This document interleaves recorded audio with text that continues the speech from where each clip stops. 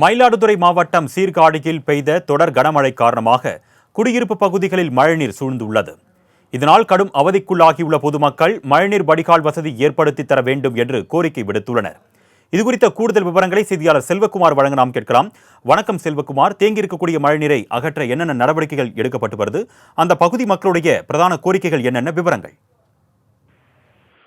வணக்கம் அருணேஷ்.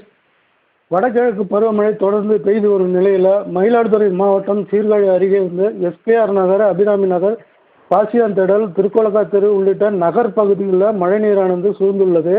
இதனால் குடியிருப்பு வாசிகள் மிகவும் சிரமத்திற்குள்ளாகியுள்ளனர். முறையான வடிகால் வசதி செய்து தர வேண்டும்.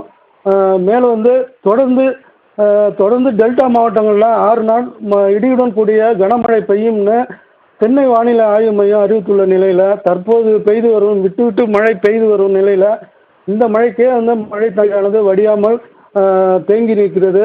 மேலும் இந்த 6 நாட்கள் கனமழை பெய்தால் இந்த குடியிருப்புகளில் தண்ணீரானது மேலும் தேங்கி நிற்கும் என குடியிருப்பு வாசிகள் இந்த தண்ணீரை உடனடியாக போர்க்கால அடிப்படையில் வெளியேற்றுவதற்கான வழிவகை செய்து தர வேண்டும் என குடியிருப்பு வாசிகள் கோரிக்கை விடுத்துள்ளனர்.